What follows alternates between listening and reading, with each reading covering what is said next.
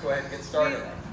So I don't know if you've ever had this experience. It doesn't matter where you come from, what field you're in. Sometimes somebody will ask you, how did you get into this line of work? Has anybody had that experience? Yeah, just show of hands? Okay. So people ask that of me all the time, and they're fascinated to find out that my background is actually in finance, managerial finance. And they're like, what the? Me too, finance person. Isn't that amazing? Yeah. Former CPA. Right, and so here's the thing. So I'm glad you brought up being a CPA, because I think that there's a difference between accounting and finance, and this matters. Yes. Accounting is looking in the rearview mirror. It's about what happened, right? Let's take a look at our cash flows and our balance of accounts and all of that. Let's balance our checkbook. Finance is looking about the future. And so it was a natural transition for me when I got into the world of management consulting to go from finance into strategic planning. And so I was, for a long time, on behalf of the federal government, working as a strategic planner. At the time, there was this mandate that came up by Congress that said every agency has to have a strategic plan, no matter how small they were. And if they were a very small agency, they hired me. I would go in, I would do strategic planning. Now, the thing that I figured out pretty quickly is you cannot go into an organization and say, nice to meet you, here's your strategic plan. That doesn't go very well.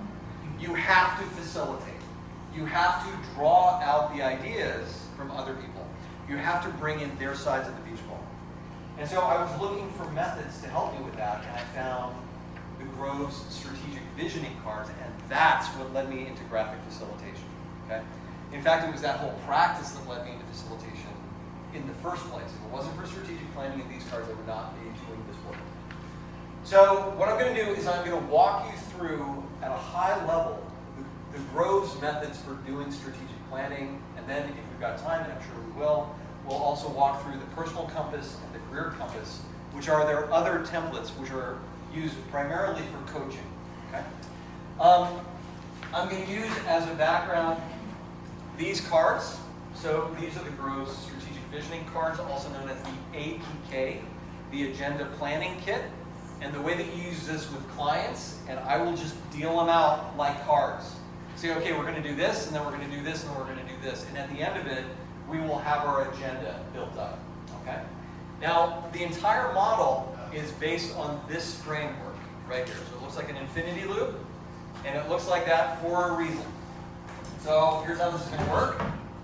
I'm going to talk and draw. You're going to sketch things out, and it's going to be awesome. Let me walk you through how this thing works. So we're going to start with, I think that the easiest way to think about this is to think about it from the dimension of time. Okay? There is a dimension of the past, a dimension of the present, and a dimension where we look at the future. Okay? And by the way, I'm just going to roll through this. If you guys have any questions, just feel free to stop me, wave your hand, throw a piece of paper at me, throw a beach ball at me. I'm happy to stop and answer questions. But I'm just going to roll through this. Okay? I'm going to do a light touch on each one of these methods and modalities, just to give you a good working understanding of what's here. What we start with is something called the meeting startup. Okay? We start in the present, right here. I think that the meeting startup is the most important template that you could possibly use in any meeting whatsoever. In fact, if you don't use the meeting startup, let me just say there's a much stronger likelihood that your meeting is going to go off the rails. Fundamentally, the meeting startup has 4 elements to it. Outcome, which is why are we here? Okay. And this is a question that I ask all my clients. If at the end of the day, we're walking out of the room, we're patting each other on the back, we're congratulating ourselves, what did we do? What does success look like? What is the goal? What is the purpose of this meeting? Okay. Then you go to agenda. This one's pretty straightforward, but it is the how. At 9 o'clock we're going to do this, at 10 o'clock we're going to do this, at 11 o'clock we're going to do this, and so forth and so on. People come into a meeting, which especially if you're coming in as an outside facilitator, they're going to have a bunch of questions because you just created a brand new social container and they don't know how to act. Do I be the self that I bring to church, or do I be the self that I bring to the locker room? You are setting a social container. And so by telling them, here's why we're here, and here's how we're going to do it, you are helping to create that, okay, here's what's okay, what's not okay. To that point, rules. say, it's another how, but this is how to show up as your best self. Here are the limits of that personal container. Now there's a difference between what I might call hygiene, cell phones off, right? Be present, raise your hand if you want to talk, keep yourself on mute if you're doing this virtually. That's a hygiene thing. And then behavioral stuff, which is share your side of the beach ball, right? Be curious, be respectful. Think about all of the ground rules that you typically use. So we cover outcome, agenda, rules that set the social container, and then finally rules. If there's time, I'll come back to this, but in a nutshell, what we want to say here is here are the different kinds of people that we have in the room. Here are the different kinds of people that we have in the room. We have, for example, presenters. We have facilitators, and their job is to guide the process. We have participants, and their job is to make decisions, maybe. Ask questions, maybe. Be informed, maybe. Provide advice and feedback, maybe. Just a light touch on this one. I see this one skipped most often by people who are organizing meetings. And if you skip roles, people will default to their own place of strength. So some people are like, well, I'm a subject matter expert. I better share my expertise. And they start to elocute. And you're like, no, wait a minute. You're here just to sit there and be pretty and listen, And so be explicit with people. You are here to do X. Listen, be informed, take direction, And if your client, let me just say this, if they lack the managerial courage to say even that, you already have a problem going into this design. They have to be explicit about why they're inviting people to get there. Otherwise, you say, okay, why aren't we having this person here to begin with? So that is the outcome, agenda, roles, and rules. This can be done in 5 seconds. So imagine a quick meeting stand-up. Let's assume that it's like a scrum call. We're all getting together on the phone. Somebody kicks off, they say, all right, everybody welcome. This is our weekly scrum call. Tell me what you're working on, what obstacles that you're hitting, and what help do you need. Scott, you kick us off. Okay. You just walk through all of these things, just like that. So it doesn't have to take very long, especially if you have a high-performing team. Yeah. Please.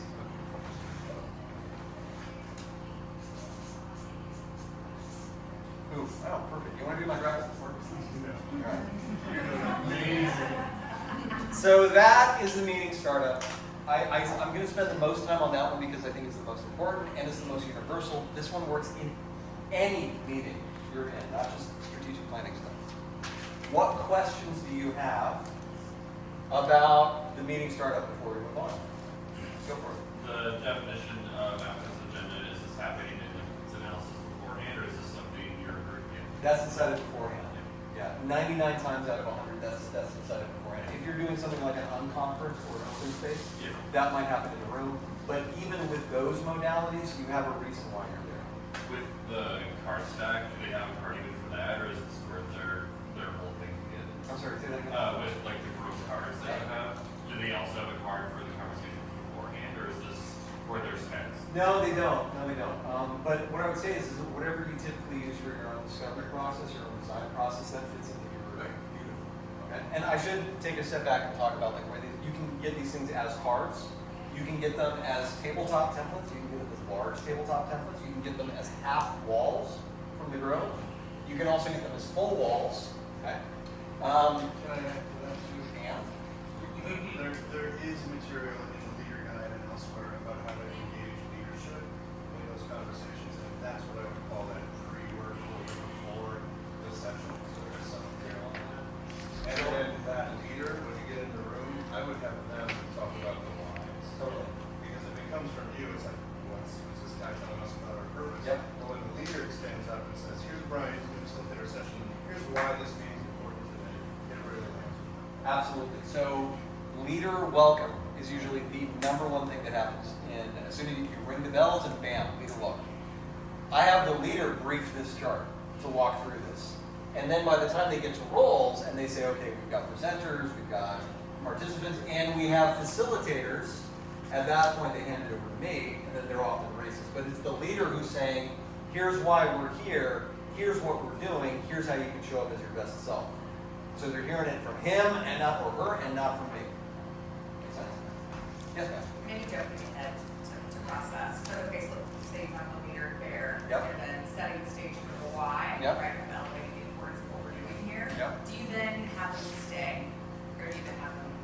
in the room? Right, depending on what the dynamic or what you're going for. Yeah, this is such a consultant answer, but it depends. Okay. A lot of it depends on what I've picked up during discovery to see what kind of influence this leader has on the group. If there's somebody who really leans on the scale of outcome, I might ask them to leave. If they're good being kind of a servant leader, if they can blend back in, right, and not take them too much oxygen in the room, then they're welcome to stay. So it does depend based on that and also how the rest of the meetings go. All right. Jordan he's introduced himself a couple of times. Jordan actually works for the Grove. I'm just a super fan of the Grove. He did bring a bunch of growth materials. There are a lot of these same strategic visioning templates that are listed in some of the books that he brought for sale. So just know that these are here if you want. Okay. All right, let's go on to the next one. The next one that I typically do, by the way, there's a lot of these cards. I'm just going to show you the ones that I use all the time. The next one that I like to do is the team portrait. Now, this one is not a prefab template that you buy. This one, you grab a blank piece of paper and you sketch it out. So if I was doing it in this room, it would look something like this, where I've just got a quick sketch of the tables, and I might give a prompt that looks something like this. Please give me your name, okay, your role in the organization, your outcome, and then some other prompt, and I'll get back to that one in just a second. Now, I did have you at your tables talk about outcomes. Unfortunately, I don't have time to hear from everybody, but I would like to do a bit of a popcorn debrief. So just somebody summarize for me, what were some of the themes of outcomes? What would you like to get out of this session? What did you hear as you were doing intros? Remember that? I did ask for that. Who heard some outcomes? Tools. Tools, okay. Anything else? What else did you hear? I heard learn more about the templates themselves. Learn more about the templates, okay, we're in the right place. Functionality. Functionality, how do we actually use these things? What else? Somebody's did their homework, what this means. Okay, so learning it kind of like from the ground up. Anything else? Okay. And if I was doing this in the room, right, I would do it as a go-around or a round robin or a serial share. These are all the same things, right, depending on what coast you're on. On the East Coast, we tend to say round robin. On the West Coast, they tend to say go-around, just in case you work with somebody from the other coast. Where we say, all right, and if you kick us off, you get to point right or left, and that's the direction that we'll go around the room. So I would write everybody's name around this thing. And the thing that I really want is outcome. I want to make sure that the individual outcomes match with the session's outcomes. Because sometimes they don't. And I have to do a little bit of adjustment. Okay? There's still flexibility even with a set agenda. Let's talk about that last prompt. The one that I do all the time is one interesting thing about yourself that nobody in the room already knows. Okay? That prevents people from going to their standard, well, I finished a tough mutter or whatever it is. They have to think a little bit more, especially if it's an intact team. But really, I'll pick this last prompt based on the behaviors that I want to model during the meeting. Okay? So for example, if we're doing strategic visioning, we're doing strategic planning. Tell me about a time when you were part of a strategy that was successful. Okay? I don't like prompts like, what's your favorite breakfast cereal? Okay? That has nothing to do with the meeting. We're working with adults here. This is fun, but it's also work. Okay? It's got to have a purpose back to the meeting. So, depending on what the purpose of the meeting is, you design your prompt to be individually focused. Tell me about a time when you did something like this. You're doing a team building. Tell me about a time when you were part of a high-performing team. You're doing leadership development. Tell me about a leader who made a difference in your life. Yes? I was to say, not only that, but also contextually to where you are in the process. Right now, we're going back. We're starting the strategic visioning process from square one. We're going to do a look back first. So it might be smart to say, what's the best team you've ever been on? What's a win you've had? Things like that. Yeah. But if it's a meeting that's going to kick off the visioning process when we get to the right side of the line, I might want to say, what's a personal goal you have for the church or something that's going forward? So keep it in context of where you are. Yeah. What we're doing ultimately is anchoring this process in people's mental models of what they have already done so it seems familiar. Yes, sir?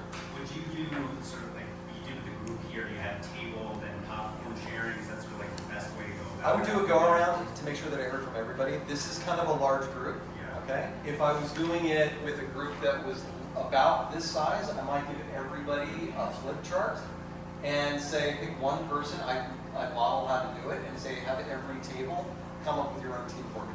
Because I at least know, if I'm dealing with a group of like 30, 40, 50 people, that's too much to do a go around in the room, okay? But I do want at least the tables, because these are going to be little intact teams, to form following forming, starting arm forming. I want them to form a little bit as tables. So I will at least do it at the table level. A group this size, if I had a full day, we would absolutely be hearing from everybody in the room. Makes sense? All right, so what have we done? We've done the outcome, we've done the team portrait. Anything on the team portrait before we move on? Oh boy, do I love this next one. All right, this one is the graphic history. Love the graphic history.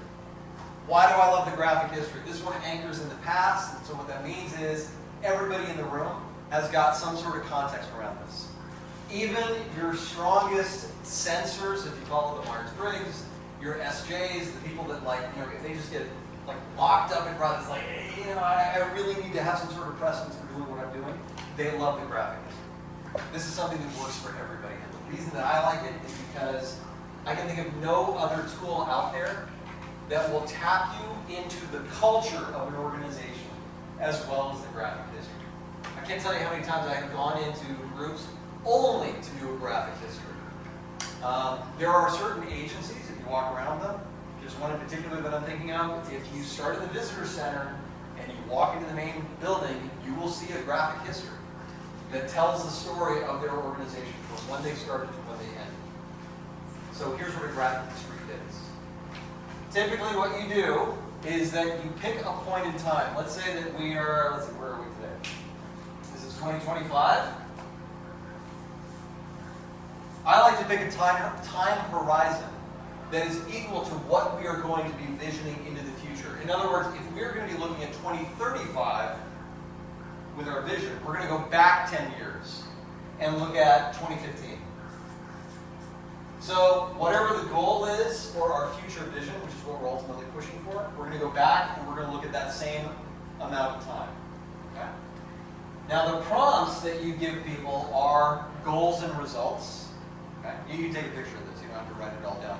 Goals and results, projects and strategies, key events, people, products, services, and sites, and then key learnings. Now, I'll just tell you, when I do this, I keep it really, really simple and grounded in the things that are as concrete as possible. And those are events, people, and places. Okay? Events, people, and places. Now, the traditional way of doing this, if you actually follow the Groves Guide, is to do this in a large group. If you read the Leader Guide, that's the way that they will tell you how to do it. I don't like to do it like that. Here's how I like to do it. Especially with a large group, the first thing I'll do is we'll do this as a bit of an energizer. Okay, what I want you to do is to line up in order of tenure. Who has been here the longest? You're on one side. Who has been here the shortest? You're on the other side, and so you wind up with a human graph that's in the room. Okay?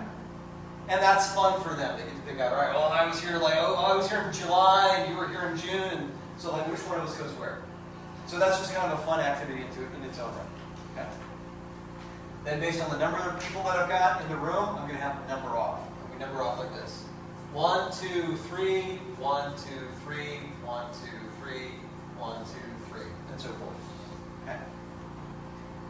Then I say, okay, all the 1s get together, all the 2s get together, all the 3s get together. Now, if this is a gradient of tenure, what does that do? If I put people in groups like that, it mixes it up. So I don't have the people that were here the longest in one group, the people that were here the shortest. I've seen it done the other way, where we say, okay, we're going to have you just focus on like the first 2 years, and you focus on the second 2 years, we focus on. I don't like that as much because people are like, well, I know this thing that happened, but I'm in the wrong group. And so what this does is that this gives an opportunity for the folks who were here the longest to read in the newer folks into the culture of the organization. And I say, look, this is not just about filling out the graphic history. This is about telling stories. Okay? What I want you to do is for every story that you tell, come back with a sticky note that is nothing more than the thing that happened, and most importantly, the year that it happened. But that's really all I need. Come back with a stack of sticky notes, each one of them indicative of a story that you told. This is a true story. There's a client that I have in Charlottesville, and they were doing the sticky note exercise, and when they were bringing them up to the big board that I prepared, somebody said, oh yeah, and then there was the time that the turkeys attacked Tom's car. And I was like, wait a minute. That's a story. And people were like, what are you talking about? So Tom was a director of this particular organization, and he was not very well liked. He had a habit, he was up on the 7th floor, he had a habit of, keeping a bowling ball on his desk. And if something happened, was going on in the organization that he didn't like, he would do this. And roll a bowling ball off his desk, so it would go thump, thump, thump, thump, thump. You know, and you could hear it 3, 4 floors down. That was Tom. Not very well liked. He had an executive parking spot right there in Charlottesville, which is a lovely kind of rural area, if you know where it is, right? A lot of woods. And one day somebody goes to the window and is like, hey, there's all these turkeys that are attacking Tom's car. And there were these wild turkeys that were everywhere. Well, it turns out that somebody had sprinkled like birdseed all over Tom's car. That's a great story, right? Was Tom with the company enough? No, he's not there anymore. But it was a way of saying, look, we've gone through our peaks and valleys of leadership since we've been here. Okay? So the goal is that you want the groups to come back with a stack of sticky notes, and then not to just say, okay, in 2010 this happened, 2011 this happened, 2012 this happened. You want to slow them way down and read each other into those stories. Okay? By the time you're done, you've got a wall full of sticky notes. I don't really pay attention to the categories, to be honest with you. I just want to get them up there. This is a prompt to get them thinking. But then when it's done, we will definitely abstract out and say, okay, now that we've got all these sticky notes up here, what are the lessons learned? What was going on for you as an organization? Right? Go up to the balcony for me and tell me what was happening. And so up here in the clouds, what I'll typically do is say, all right, what are your insights? And I'll capture those. That's the graphic history. Yes, ma'am, go ahead. So when you're sticking notes onto the timeline, Yep. Do you have to put in like whether they were good or bad events, or is it just a straight line? They just put them. What happens is that there's I don't do good or bad. Okay? I'm trying to hold judgment. That's usually ground rule anyway, right? I will say this is an important nuance to graphic history. There's what's called recency bias. Okay, and so what happens is that you get a lot of sticky notes for 2024, 2025, and then not much over here. Now this is kind of a geeky thing, but I will use an exponential graph when I draw this thing out longhand, where it looks like this. And then rather than doing nice, even years like that, it'll look something like this. You with me? So very tight on the left side and very loose on the right side, just to account for that recency bias. You'll have more people that were here, you're going to get more data on that. Right. I'll say is sometimes if I'm graphically translating the stickies onto the template, if it's something that is unanimously a negative thing that impacted the already like this big layoff or churn that happened in 2017, I might accent that with orange or red and some of the positive things with green or yellow. You know, there might be some color cues to that, but like Brian said, it's depending on, you know, that open space for new leaders to step in, so somebody might see that as a good thing. So you always kind of reserve positive. How long would you spend on that activity? Depends on how many people got in the room and how long. I've done one of those for half of the day. Okay. Yep, we did a long one. You can kind of bang it out in 60 minutes, but this is one of these things where you get what you get for with it. And I really, really like this one, so I'll give it a good multi-chunk of time. It's also a function of the number of people that's there. You just kind of have to suss it, and like your constraints of your agenda. I wouldn't try to do one of these in less than 45 minutes, even with a small group. Other questions, queries, comments about this one? Let me just say, these things are beautiful when they're done right. I've worked with graphic reporters before who will then like carefully transcribe and illustrate those sticky notes. And this is something, I can't emphasize this enough, this is one that people will treat like a holy artifact. Okay? This is one that they really hang on to. Yes, sir? If you're working with a repeat client, like you come in every year for some commissioning, you do this like Oh yeah, buddy. Yeah, that's so cool. So I have this one client where I have their graphic history. It is about 20 feet long. It's two piece boards next to each other. And we did it for a series, like a cohort, and every cohort added on to it. That's awesome. And so this thing was super populated. And we kept adding paper as they kept inviting us back. So yeah, you can like roll it out, add to it, you know, have other cohorts look at it. Yeah, it's good practice. Others? Graphic history? Okay, the next two I'm going to handle pretty much at the same time. So we've gone through the past. We're going to start moving into the present and what's going on. Now, I like to typically start off with a spot matrix. Has anybody heard of a spot matrix before? Has anybody heard of a SWOT matrix before? All right, there's a reason we call it a spot matrix. Turns out SWOT is copywritten, trademarked, and restricted by McKinsey. So you can't say SWOT. They think that they own 2x2s. I don't know if that's a thing or not. I don't know how you can own a 2x2. But that's why we say SPOT. Okay, so strengths, problems, opportunities, and threats. Now your traditional SPOT looks at internal and external factors. Okay. Now the Grove has an interesting little twist on the SWOT. That's why they call it a SPOT. But notice that it's got these blue arrows here. Okay? These are little like trigger cues for people. It's really, really common for people to start with problems and strengths. Those are internally focused. It can be a little bit of a stretch to say, all right, how do we take these strengths and turn them into opportunities? How do we take these problems and turn them into opportunities?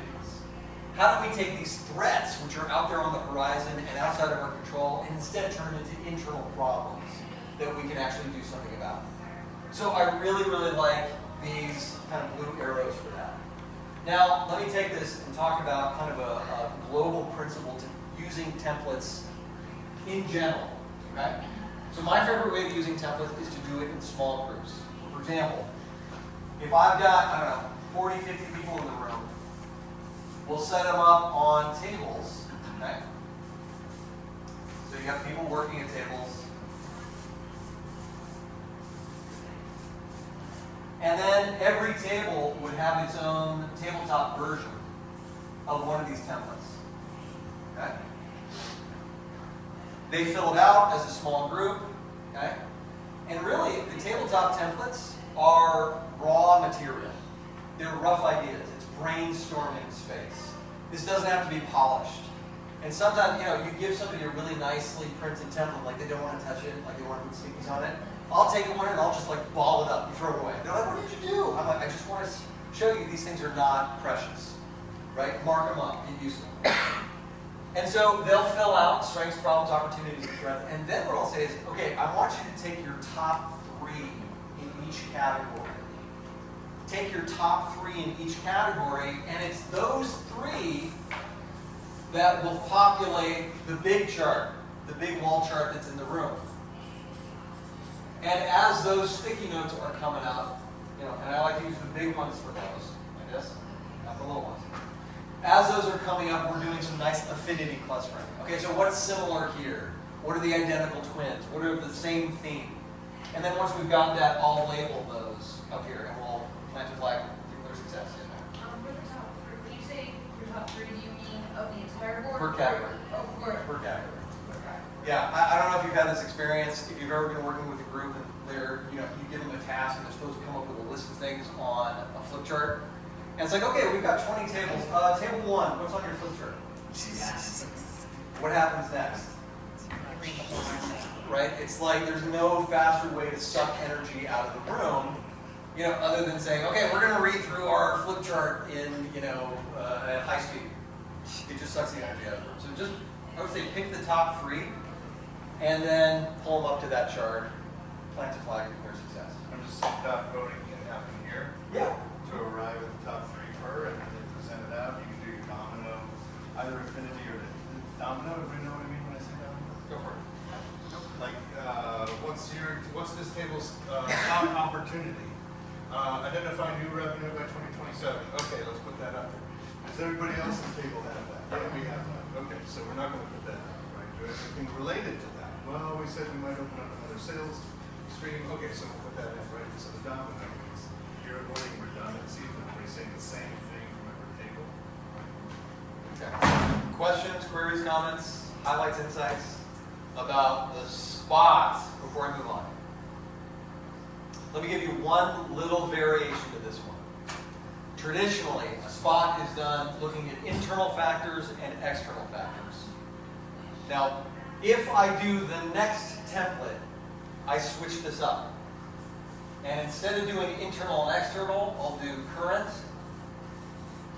and potential. These are things that are real. These are things that might be on the horizon. And I'll show you why I do that. The next template that I like to use is what's called the context map. Okay? Context map is the thing that looks at external. So if you're looking at external here, you don't need it here. That's why I'll switch these into current and potential. Okay? What the context map does is it takes a look at the industrial environment. It looks at the context beyond the organization. Now, traditionally, it looks at certain factors that come, pre-printed on this thing. By the way, you can switch these out with anything you want to. I like to get them blank, and then pick whichever factors are relevant to my client. So, especially in this area, government, right? That's a factor here. But traditionally, the factors are political factors, economic climate, customer needs, technology, and then uncertainties. So again, politics, political factors, economics, tech, customer needs, and uncertainties. Okay. It's also got a couple of blanks. These are like wild cards, and these would be the things that you would want to dial in specifically with the organization that you're working with. So you're working with a hospital or a healthcare group or a pharmaceutical company, you'd say, what are the healthcare trends that are going on? Okay. You're working with an association, a not-for-profit, you say, okay, what are the not-for-profit trends that are happening? You just name their industry and stick it right here. Okay. So same process. I like to do it in small tabletop. They do their best of in each one of these different categories, and then we pull it up to a big chart. Questions, queries, comments? Okay. I don't know if I heard say this or not yet, but trends and factors are on there. Trends are the things that you measure and go up and down. You usually indicate that with a green arrow up or a red arrow down. The trend is moving up or down. Oh, never done that before. And then the factor is something that doesn't necessarily move, where you measure from point A to point B, but it's something that impacts the business. A competitor launch, a key event, something like that. Let me give you another spin on this one, now that you've got a good baseline for it. Anybody ever heard of pestle before? Yeah, okay. So see if you can do it. So P-E-S-T, it doesn't really matter, but E-L. So what's P? Political. E?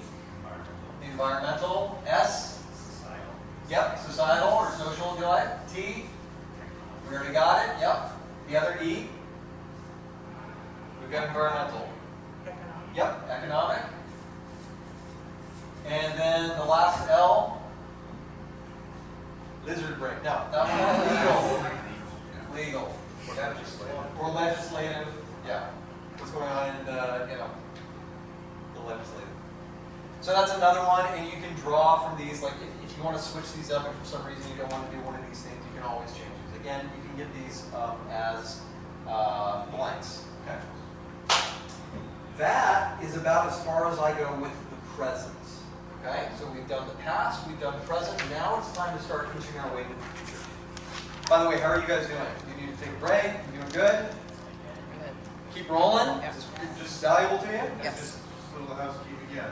Okay, I'm passing these around as we go. We didn't have one in the other deck for the spot, but passing these around as we go. Feel free to discuss and take pictures and whatever, but we're coming around as we talk about it. Okay. We've done the past. We've done the present. Now it's time to start looking towards the future. Now here's the thing. If you go up to somebody, you're like, hey, Ann, where do you see yourself in 20 years? Ann goes, she's like a deer caught in the headlights. That is true of most people. So what we have to do is we have to prime people to get them thinking about the future. If you say, hey, what does your future look like in 20 years? People just can't do it, right? They freeze up, they look like a year in the headlights. So my favorite way of getting people to think concretely about that thing that is very messy and abstract and ambiguous, which is the future, is this thing called the cover story vision. Who here has done a cover story vision before or heard of it? Okay. Cover story vision. I'm sorry, I have to say this. I think that the template is a little complicated for the girl. It works, right? That's cool. It is the old one too. More often than not, what I will do is just grab a flip chart, okay? And I'll have people do this on a blank flip chart, okay? Sorry, I know this is apocryphal if you're a growth fanatic, but this is the way I like to do it. It's much lighter anyway. Imagine that it is 2035, okay? So now we've shifted into that 10-year forward horizon. Imagine that it is 2035. And we have been wildly successful in all of the plans that we have yet to make. In fact, we're going to make those plans this afternoon. In fact, we have been so successful that the magazine or website of your choice has decided to put you on the cover or the home page or the front page. What would that cover say? What is the headline? What is the site or the magazine? What are your customers saying about you? What are some of the quotes that are there? What are the benefits of this future vision? Okay. What are some of the attributes of it? And I might, just as I'm talking, give them a quick mock-up to say, this one might be Time Magazine. And I've got a happy client who's saying, this was the best meeting ever. Okay? And that's if I was working with a bunch of facilitators, they might say something like that, right? Individuals will have different goals and whatever. Sharing a mock-up, something like this, where it's like, okay, we want to see some quotes. We want to see some raw attributes of this thing.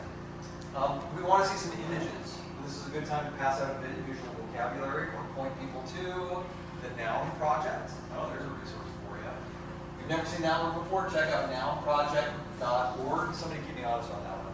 I think it's a .org. Yeah. And what you've got is a library of visual icons that people can look up on their phone, and it is a lot easier to draw from a reference that you can see than imaginatively out of your head. But again, you get people into small breakout groups. Ideally, they're the same breakout groups that you had them in before, because now this is a high-performing, high-octane team.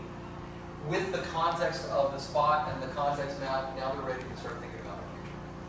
So they design what these covers might look like, typically on a flip chart. The reason we do this is because, again, you ask people what their future looks like, and they freeze up. They can't do it. This is a baby step to get into that future thing. Questions, comments, queries, highlights, insights? What do you got? Yes, sir. So assuming that the teams, you're splitting up this larger group into teams Yep. to work on this. Yep. But like in most situations, they're bringing their different backgrounds, right? Totally. So how are you getting that team to come up with one cover story where they each may say like, well, I want my group to be this, or I want our outcome to be this? I hate to say it like this, but the truth is that I've never seen that be a problem. Yeah. Okay. If I've got a diverse team, at this point, they have been thinking about their organization with the enterprise lens, with the organizational lens, with their big hat, so to speak, right? So I've never had a whole lot of disagreement around like the team and sort of the silos in an organization happen with the cover story vision. Let me take a step back and say one of the reasons that I really like to use visual templates. First of all, visual templates serve to be facilitators at the table. They're almost like silent facilitators that are there. Okay. The other thing is that there's something that, if I can geek out really, really hard for just a second, there's this thing that people have. It's called the Zeigarnik effect. Let me demonstrate it. Everybody went right to the missing finger. Okay. So what the Zeigarnik effect is that we tend to notice things that are missing, especially in a pattern. Where I'm going with this is if you take a look at the spot matrix, this is a perfect example of it. What happens is, you say, okay, here's the spot matrix, go ahead and fill it out. You've got an hour to do that. If at 55 minutes they have nothing but problems, somebody at the table is going to start to get itchy. They're going to be like, you know what, we've been talking about problems a lot, we should probably shift and talk about strengths and opportunities and threats. In other words, they will self-facilitate because of that missing finger, because of that empty bucket that people will want to fill in. So to your point, what I find is that they are so focused on the task that they tend to leave their little hats at the door. Make sense? Yes, sir. What else you got? I've done this a bunch with multiple teams, and we're skipping ahead here a little bit. But the idea isn't to get to one cohesive cover story vision. The idea is to harvest themes across all the visions. So, clients just worked with one of the cover stories was really leaning into technology and innovation and products that they could build 5 years from now. And another cover story vision went the community route and all the people that we empowered and enabled by the work that we partner with industry. So across the themes of technology and innovation and community, what are the themes that emerged? The themes that emerged was we're better together, right? We're going to improve each other, lift each other as we climb. That was the overarching vision. So like that's the facilitating layer on top. That's the next That's the step. next thing. Yeah, that's the next thing. And can I add one more thing about cover story vision? It's hard for people to talk in the past tense. Yeah, I'm walking around and doing spot coaching on these breakout groups, and they're saying, well, we want to build this in 2028. And I'm like, no, 2028 is in the past. You already accomplished it. Remember, past tense, past tense. So what I always do without fail as a warm-up for the cover story vision is a vision exchange, where everybody pairs up and just talks about a personal vision. A year from now, I will have done this. So that just to flex that muscle of speaking in the past tense as if you've already done it. That way when they get in the groups to the cover story vision, they're not so focused on working the muscle as in practicing how they've got it. We do energizers, whether it's a team portrait or sometimes prime behaviors that we want to see in just a minute. Okay? So in this case, you're teaching them how to speak about the future in the past tense. Okay? Yes, sir. How hardcore are you about I want versus I am doing this, or we want to do this versus we are doing this? I'm pretty loose about it. As long as I get to those flip charts, that's really all I care about. Sounds like you're a little bit more. I try to coach the discipline when they're in the groups, but then when they get up in front of the room and present their vision, I always correct, no, past tense, because you want that pitch to be in the past tense. Yeah. And notice what George said. He said, when people get up to pitch. Now, remember what we talked about a second ago. This is the one move here where you do have individual teams brief out their products. I think that this is okay for a couple of reasons. First of all, they are not going through a bulleted list, right? This is a little bit more design. This is a little bit more of a product. It's a little bit more creative. It's more interesting that way. Secondly, you're going to encourage active listening. And the way that you do that is, this leads into the next thing, the way that you encourage active listening is, okay, as each one of the teams is briefing out their cover story vision, I want you to be making note of, on sticky notes, I want you to be making note of the themes that you hear. What are some of the themes that are coming up? So for example, if we're picking this hypothetical facilitation company, is there a theme of inclusion? Is there a theme of technology and leveraging AI? Just what are the themes that are coming up? And so as groups are briefing out, everybody else is making notes of those themes that are there. Now, one other thing, I do want to say that this is not, unlike the other ones, this is not one where we converge. This is not one where we take the individual templates and then roll them up to one big one. You let these stand as they are. There's no need to do that. Okay? But the next move is this one. This is the vision mandala. Okay? And if you take a look at stuff like this is, let me show you kind of like a little bit of source code. This is what's called the group graphic keyboard. Okay? And in the Groves vernacular, this is sort of like their periodic table of visuals. And if you notice, the mandala is reserved for the far right side. These are the most complex. These are the ones that are meant to show unity. right? Mandalas are a sacred symbol, and so we save it for this one. By the way, here's another one. That's another mandala, which is meant to bring a team together. So they're very intentional about the form of these templates.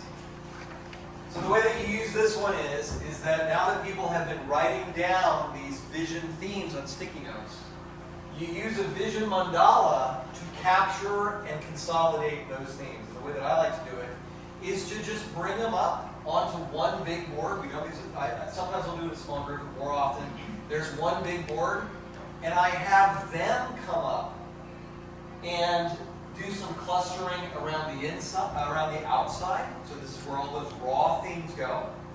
They decide on what are some of the big categories, and then eventually we arrive at vision in the middle. Okay. Now I can do a whole hour on how you do vision statements. I'm not going to do that in this group, but I just want to share that it is an outside in from what you hear with the cover story vision until ultimately arriving at the vision, which is in the center.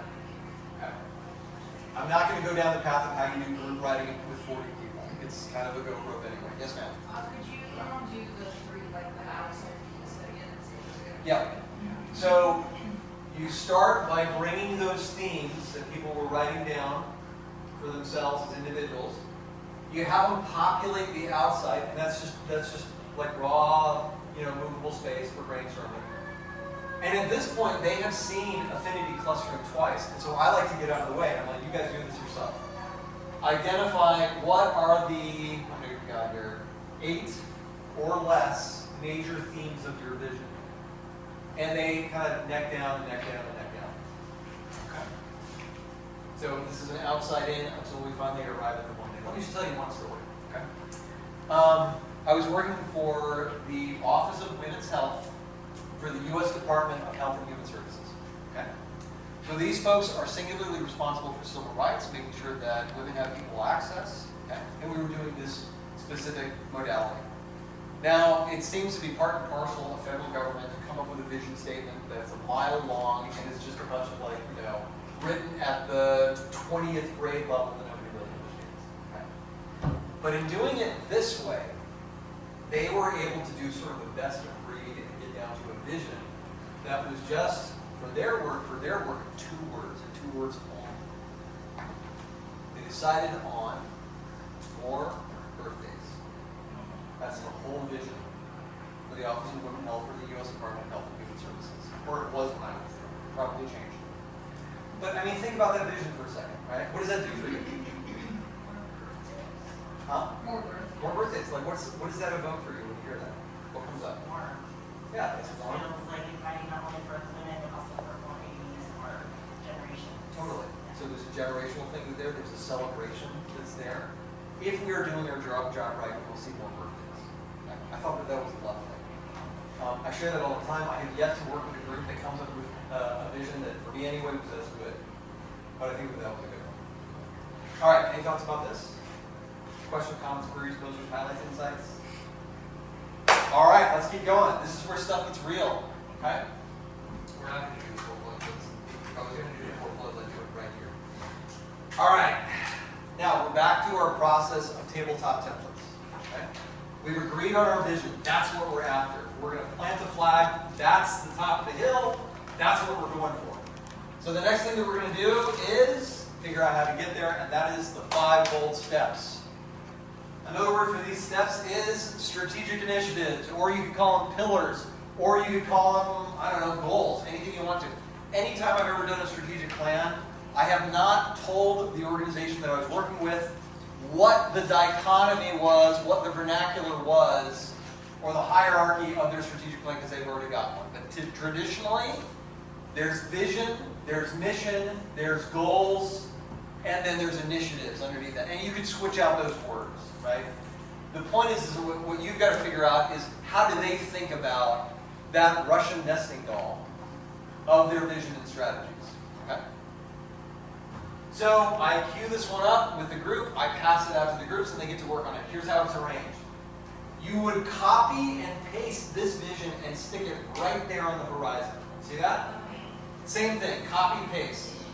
You can write in the themes right there, but really all I want them to do is to get at what are the things that are going to get us there. What are the 5 bold steps? Now, these are not smart goals. These are not things that have metrics. These are not things that you can say, okay, we did it. Okay?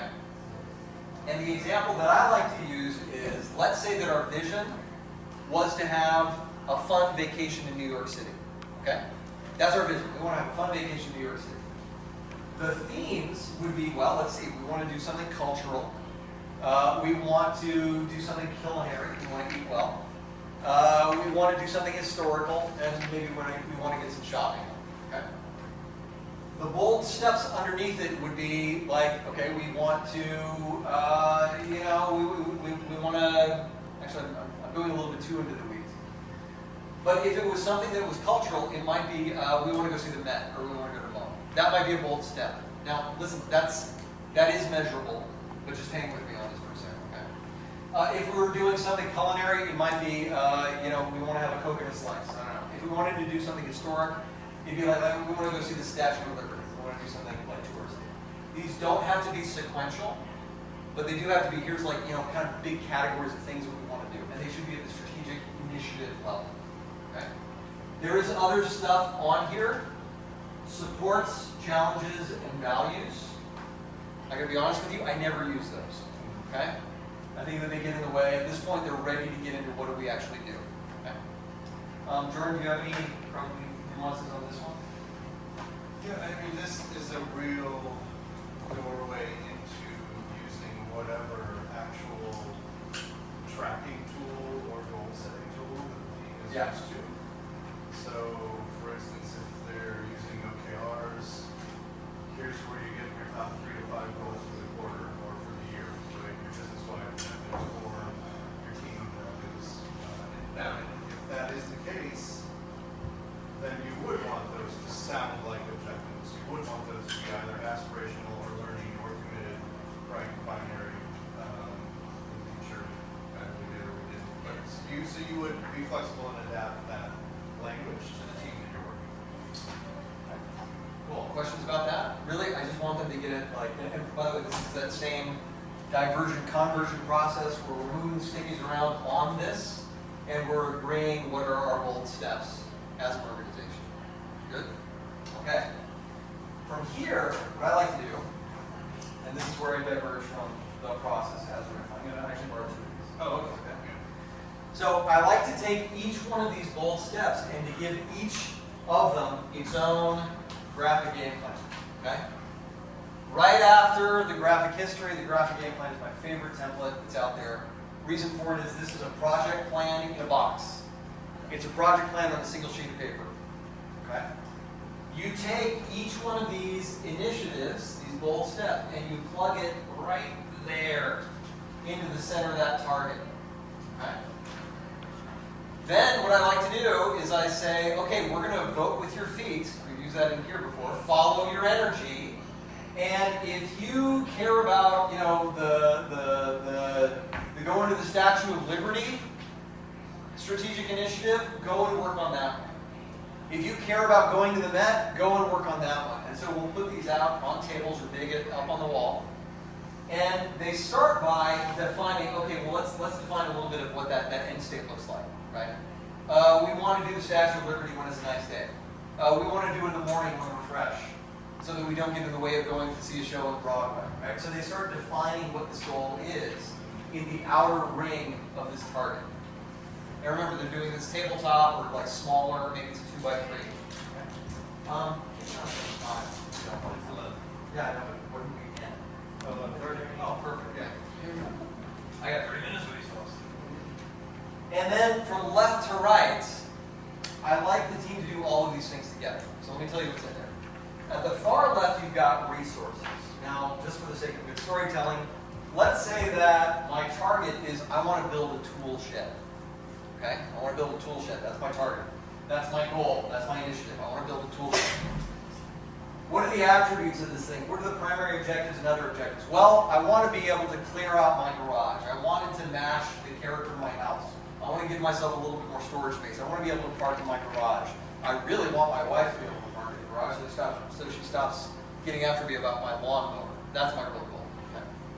My resources are, to the left of this thing, my own tacit knowledge. So maybe I helped my dad build a tool shed the year before. I've got money. Let's say I've got about $1,000. I've got time. I've got, maybe 4 weekends in which to do this. I have my twin sons, they've been working on lifting weights, so let's give them something to do. So resources are beyond just money. So think about time, think about space, think about tacit knowledge. Now, from left to right, you've got stages and tasks. I already identified that I have 4 weekends. It's really easy for me to say, okay, week 1, I'm going to do this. Week 2, I'm going to do this. Week 3, I'm going to do this, and so forth and so on. So week 1, maybe I do some design work. I walk the neighborhood. I check out Pinterest. I check out Lowe's. I see what's out there. I get some ideas for what this might look like. I do some planning. Week 2, I would do some design work. I'd cure the land. I'd prepare everything. I get stuff on site. So really, if I were to use the word Gantt chart, who knows what I'm talking about? Awesome. If I were to say work breakdown structure, who knows what I'm talking about? Awesome. That goes right here. Okay? Pretty good. I always have teams task first, and then sequence. Good one. So just list on stickies all the things you know that have to happen in order to hit that target, and then worry about what order they go. Because if they do the titling of the columns first, they get so locked into a calendar or a time. Yeah. So just don't tasks first, even just have a table individually first, and then move them up, and then start to move them. Every initiative, every goal step gets its own graphic game plan. I'll just round out the rest of the model. At the bottom, you've got challenges. I like to have replace challenges as how might we, so that you're not locked into. So for example, my tool shed. What happens if it rains? Not a lot I can do with that. What are my plans if it rains? How might I deal with rain? That gives me a little bit more agency there. And then finally, right here, success factors. You could, write KPIs. You could write OKRs for that one. Usually, what I do is based on whatever's important to my client. I'll change those bubbles at the bottom to be whatever it is that they want to track. Most often, it's some kind of metrics. Okay. That's the graphic game plan. We've got one more left. What questions do you have? All right. So keep in mind what's happened. At this point, people have followed their energy. They have gone off. They have come up with these plans in small groups. I think it's really important to synchronize these things, and that's where the graphic roadmap comes in. So the graphic roadmap, the way that I like to draw this, is that every swim lane aligns with one of the strategic initiatives. I have the groups translate their Gantt chart into sticky notes, and they come up and they lay it against its roadmap. And this is a dimension of time. Okay? So horizontally, we've got time. Maybe that's Q1, Q2, Q3, going all the way out to 2035. And then the horizontal are the swim lane initiatives. Now, the reason we do this is to make sure everything's synchronized. Okay? This is, if you're familiar with project planning, this is program planning. This is portfolio management. This is making sure that the projects don't conflict with each other. And what Jordan's doing on that project, if I've got a dependency on him, I need to go later than I thought if he's going to give me a deliverable that I need in my project. Does that make sense? At this point, we've got our strategic plan. I will say that the game plans, just like we did with the visions, you're presenting those to the room. Here's our game plan for my team. I hit this target on such and such a date. If you've identified team, headcount, or resources, budget that you don't have, that pitch is your opportunity for that team to ask for those things from leadership. And then there might actually be a refinement process where leadership then hears the game plans and the pitches and provides feedback, or goes and does a gallery while they're in the room, provides commentary. Well, team, I think you're going to be a little more stretchy with your goals this week, whatever. Like they might have things to say about the game plan. So there might actually be a second round of refining the game plan and then presenting the final game plan to leadership, and leadership goes, yeah, you guys did a great job, let's move forward. So that might be a little iterative there at the bottom. He used the second one here. What about the roadmap one? Oh, the roadmap. question with that. Yeah, so question, I came out of the banking world, how do you manage when you have somebody in a meeting that is clearly trying to drive their agenda forward? How do you manage the meeting when somebody's clearly trying to drive their agenda forward? I put them in a small breakout.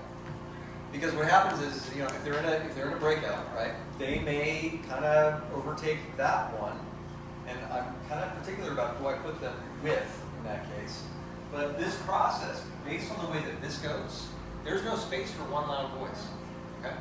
There's not a lot of plenary work here. There's not a lot of opportunities to grandstand in this space. Okay? So I find that like small breakouts, individual work, paired work is the best, I think, in this way. So it naturally happens by doing that? Yeah. Okay. Yeah. And then I got you. Can I add to that? The 5 bold steps, it should not, they should, right? I think it's better if they're not owned by a department or a division. I think Yeah. Those 5 bold Yeah. steps should be cross-functional in nature. That way you don't have a team saying, this step is what we own and this is our, you're right, this is the target they already had and they're trying to hit it. The more teams can be collaborative on those steps and those teams have to form cross-functionally in order to hit them, the better off. I have kind of a two-part question. Sure. How often do you do this entire process with your people? And then my other question is, do you like pick and choose if you don't have enough time to? Totally. Yeah. So how often do I do this with a group of people, and then how do you pick and choose if you don't have enough time? So the cool thing is about these orange cards. Well, first of all, how often is usually as often as we need to refresh the strategic plan. And given the organization, that's usually anywhere from 3 to 5 years. Okay? There are some organizations that want to do a refresh every 1 year. Sometimes it's just like a half a day just to see if we're on it, right? But I find that most organizations refresh their plans every 3 to 5 years. Now, the cool thing about this is that what I just walked through is my baseline. If time is no limit, if I've got, and by the way, I think that this is about a 3-day process if I have 40 people in the room, okay? So like one day would be like right here, day 2 would be right here, day 3 would be right here, okay? Now, the cool thing is that these actually come with recipes. So let's say you're doing a 2-day offsite. Here's the morning of day 1, here's the morning of day 2. There are also, let me also say this, there's a bunch of cards that I didn't cover. Things like, for example, a stakeholder map. A stakeholder map, if you were going to do one, would fit right here because you're looking at the current state. But you can mix and match a whole bunch of other modalities into this. You can do other cards, you can do stuff from like whatever your repertoire is. Okay. How well did I answer your question? No, that's Okay. Sir, you got one? Just mechanics question. Yeah. So going from the mandala, let's say you have like 8 themes. Uh-huh. So then that's 8, then each table is thinking about those 8 themes to build their 5 bold steps? Yes. Okay, Yeah, so that's then, And I know that there's 6 here. Like functionally what happens is that you end up like consolidating a little bit more. If you need, let's just use this as an example. Okay, these are, remember this is like ink on paper, right? So here's the basic template of the 5 bold steps. And it's got 1, 2, 3, 4, 5, 6. I need to draw out that ball. Grab a marker, it'd be like 7, 8. Yeah. Just add them. And I would counter that and say yes, and I usually have the teams converge on a singular vision statement so that all teams can be driving toward a shared vision. Yeah, they're more But focused they're on going to approach a shared vision in a different way. because remember, it's an outside-in function. It's a conversion function. So this could be themes that we harvested, arriving at a singular vision statement. You transcribe your vision statement here, and then these could be team talking points or story pitches around the shared vision, and then they would be identifying steps toward it. but you're looking at like 20 to 30 of the graphic sheet plans. Not necessarily, because at this point we've gotten down to 5 bold steps. So there's the themes, which are the bubbles, and then they're coming up with the bold steps, which you could read as strategic initiatives. And remember, the way that we got to this is by using this same, you're going to come up with bold steps at your table, you're going to identify your top 3 or 4 or 5, we're going to cluster them together as a large group. So you cluster before you move on to the next. Exactly, Okay. right? Yeah. With So you're only gonna have between 3 and 5 graphic gameplay. right. So the ones where you do the small tables to a big one would be these two, this one, okay, and then arguably this one too, right? But these serve as, you know, like you're holding pattern for your stickies. In other words, you go straight from sticky to here. Does that make sense? One large wall chart. They don't have to do this at their tables because all they're doing is they're transcribing the stages and tasks on stickies to get it up to the roadmap. Does that make sense? Okay. Yeah. I think the answer of this is probably going to be it depends. But if you're doing this process with a functional team or a disconnected dysfunctional team, does the process change, or is this the structure you use to be able to try to make things more functional? All right. So just to recap, the question was, if you're doing this, how does the process change if it's a functional versus dysfunctional team? So there's a difference between facilitation and therapy. Now, it has happened where I've gotten into the room, typically when I'm working for somebody else, and they haven't allowed me to have contact with the client. If you guys have ever been in that situation before, where I haven't been able to actually talk to the people that I was working with, and we get into the room and we realize, oh, there's something else that's going on here, right? Now, in which case, you kind of got to go back to what you're contracted to do. I don't like to just muscle a group through a task process if the human world is not ready for it. And so the time that is most clear in my mind when that happened, and like there was shouting in the room, I put everybody on break. I said, okay, this is a mandatory 20-minute break. Get out of here. Get out of my room. And they were gone for 20 minutes. When they came back, first of all, when they left the room, it looked like this. There was a bunch of tables. There was a bunch of like posters on the wall. You know, the room was the agenda, right? And like this was going to be our assembly line to create the strategic plan, and it was going to be awesome. But they weren't ready for it. And so they left. They came back for 20 minutes. I had taken down all the paper. I had removed the tables, and I had sat up the chairs in a circle. And people got to the door and they froze, right? Where am I supposed to sit? There's no back. I'm like, sit Oh shit, it's a seance. And so, you know, I had to switch out. And then, you know, in that moment, in that moment, I had to switch from becoming, you know, a strategic planning facilitator to a group coach. And I was like, listen, we cannot do this until we straighten some stuff out. So the situation that I'm in, so the organization that I find myself in, we were in a big strategic planning where everybody in this museum came together and were speaking. Yeah. And it was a good meeting, you know, we went around, we separated groups by tenure, not exactly this process.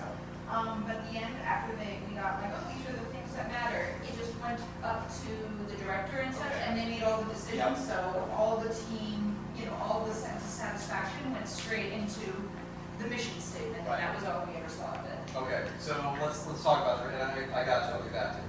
So that's just a. This ties right back into roles. Yeah. Okay, and now this is one question that if you've ever hung out with me at all, you probably see me ask this question, which is this is something I ask in every discovery call, no matter what. What kind of meeting is this? Okay, and I'll typically draw it like this. Learn this from Lori, by the way. We learned this from Peter Senge. If you want to attribute stuff, this comes right out of the 5th discipline. What kind of meeting is this? Is this a tell?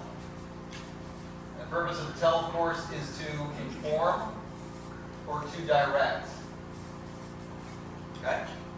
By the way, there's nothing wrong with this. You know, if you are teaching me something, I want you to teach me something. I don't want you to say, well, Brian, how many chest compressions do you think you should do with CPR? Tell me the answer, right? We need these kinds of meetings. And by the way, if it's this kind of meeting, I'm a pretty good graphic reporter. I'd be happy to describe whatever presentations are going on in the room. That will be my job, okay?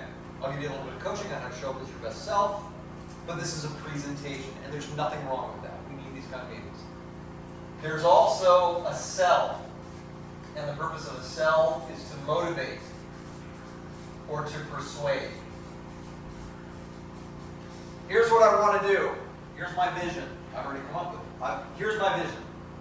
The grass is greener on my side. I want you to get on the bus with me. I'm going to dial into your favorite radio station, WIIFM. What's in it for me? Because it's better over here. I do want to sell you on this a little bit. I want you to convince you that it's better that you live this way. Because we've got cookies. So we also need cells. What's your role in a cell then? To help the whoever's selling be more persuasive. And to encourage them, usually my role is to say, hey, you know what you really need to do is to hear from people.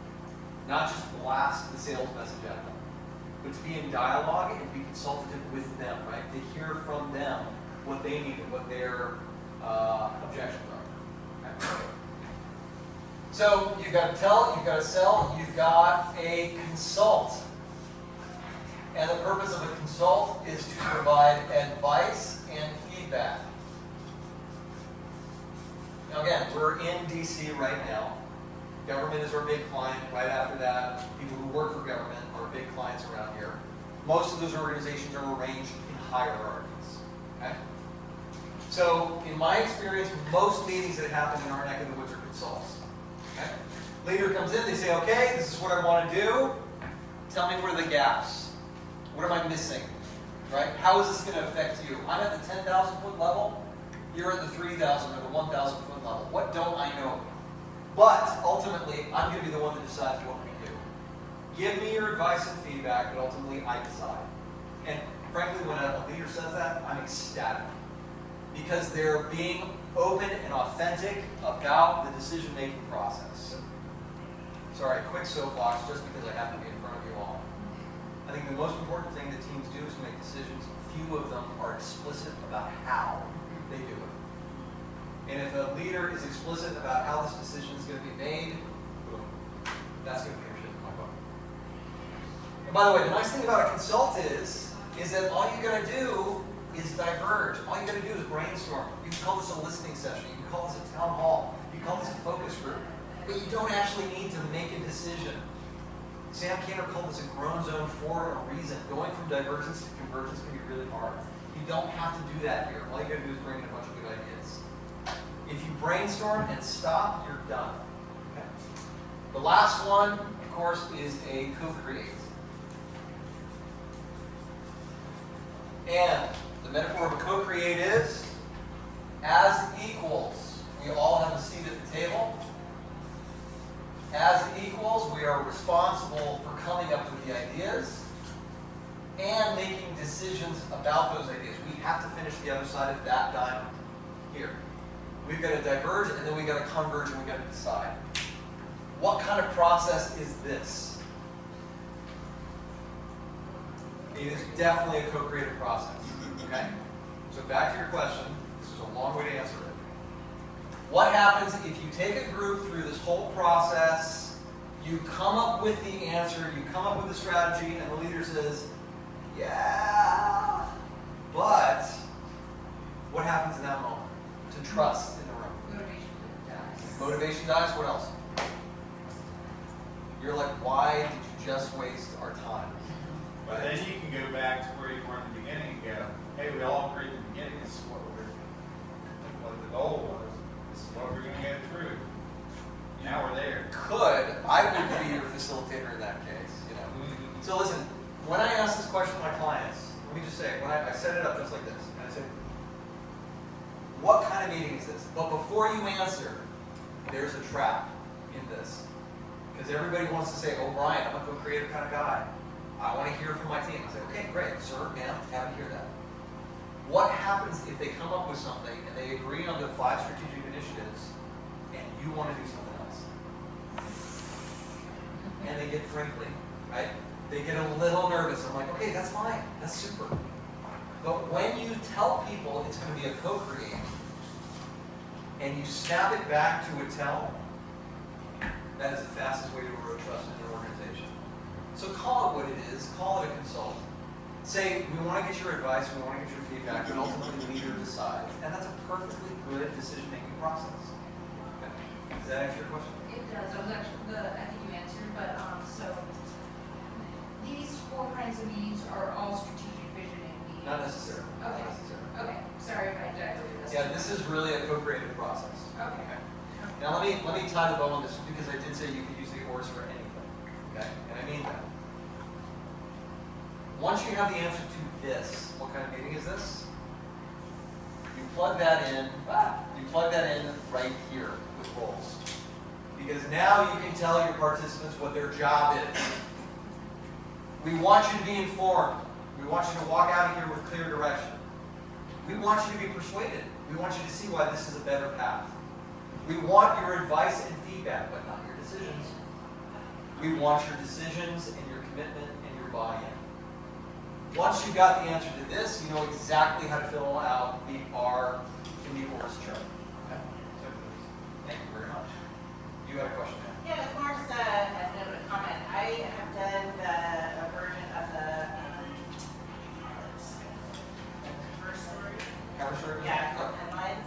But I've always done it as like a closing activity to kind of celebrate like your, Yeah. 2035 or whatever, and I kind of just appreciate the reverse engineering of that, of like, well, how do we get there? This is where we're going, and how do we then get there in the next sentence? It's just like another twist. Yeah, I gave you a recipe. Okay, these are ingredients you can use them however you want to. You could, like I said, I've gone in and only done a graphic history for a group. You know, you can mix them up if you want to. I really love to layer in Luma's design thinking methods into this because after they design their roadmap, Luma and other design thinking methods will have you create prototypes and minimum viable products to actually test some of these initiatives in the room before you even leave. So if you've got like 4 days or 5 days, start designing some of these things while you're in the room, prototype, get feedback, do an experiment. So it's a very flexible framework that you can hang other methods against, and yeah, you can sort of flip them all the time. And I'll say, there might be people in that room that might not say it out loud, that might walk out of that session with that as a closer and say, that was fun, and that was creative, but how do I want to do that? How are we going to do that? I want to live that vision that we just did. So those are the operators, performers, refiners that are, they want to get into it and make that vision a reality. So, might be open the session with that instead of close and have a conversation about how might we bring that vision to a reality. Yeah. So, I know there's probably different scenarios, because I have them, but, are executives usually a part of this process, or are they left out, and how do you handle maybe wanting them in it, or maybe wanting them to step? I'll do it a couple different ways. So usually I have a rather long discovery and design process. And one of the things that I always try to do is to interview the key stakeholders and see where they stand on this thing. And mostly I'm getting a sense for how they show up personality-wise. And if I get a sense for how, and I said this before, but how much they like to put their fingers on the scale of the outcome, I might recommend that, okay, when we set up our table groups, it's going to be cross-functional, and then we're going to put the executives over here to play in the sandbox by themselves, right? And I might do that because I don't want them to, unduly influence what's going on in the room. Now, if I've got a flatter organization, a more collaborative organization, a matrix organization, it's not as much of a concern. But if the hierarchy is really pointy, then I might break them out. Does that make sense? You look like you've got a question. Okay. How did this work? Because really, if it weren't for you, we wouldn't be doing this right now. Super good? All right. I want to do a light touch on the other things that are in here because I know we're coming up on time. This is the personal compass. This works really well for coaches and I would say individuals. So I'm just going to do a light touch on how it goes. You start with the starting point, and you can think of this as an individual ORS chart, right? What's calling me? What's most important? What's resonating? These are the same questions that you would begin pretty much any coaching engagement with. Like, what are your goals? What do you want to focus on? Tell me a little bit about yourself. It's very, very open-ended. From there, and it doesn't have to be done linearly, but guess what? Next one is a personal history. Love doing personal histories too. When I hired Chris, the first thing we did was personal history. I wanted to know where she came from. So personal histories, okay? This one, of all of the methods in here, this is my favorite. This is called the cross-section, okay? So what you start with is, this is actually a two-parter. You have people fill out this kind of, give me like a baseline boilerplate day in the life or week in the life of how you spend your time, okay? So think of this, do you know what a time and motion study is? Right? It's almost like you're doing your own little time and motion study. What do you spend your time doing? And then you roll that back into this cross section where you say, all right, here's how much time I'm spending, and here's the degree to which it fills me. Okay? Email, I spent a lot of time doing that, it kind of drains. And so, hired Chris, read my email, answer the easy stuff, save the hard stuff for me. But then you get into like what replenishes me. So what is my ground spring? I'll just do a couple of more that are in here. So you do a skills inventory. What does this look like? A 2x2 or one of our spot matrices again. So you're kind of doing a little inventory of yourself. You can layer in other assessments. So if you've heard of like the strong inventory of skills, or like the Myers-Briggs or the StrengthsFinder, the Hogan, take your pick. If you know something about yourself. Then you do your vision. What does that look like? Okay? So these templates kind of follow the same strategic vision template. Okay? Here's our pathway, getting there. Except this is done for individuals, for personal. Okay? And it ends with an action plan. What does this look like? Okay? That's why I went kind of heavy on the strategic visioning and didn't dive too deeply into these things. This one is called the personal compass. The other one's right over here. This one is called the career compass. This is a workbook for career planning. This one is really for people in transitions. I think there's a lot of people in transitions. We should probably do something. Yeah, so we've just got a little bit of time left. It's enough time to check out George's books. Any final questions, thoughts before we call it a day? I will say, yes, and I will say that we certify and train people in the use of this law. You do? Next, I'm not certified. next public workshop is January 22nd through 30th. It's 4 5-hour days, and if you want to register for that, just go to road.com. So there's a Thank you, certification Ron. you get. Thanks, everybody. Yeah. Next time. Come on over and take a look around.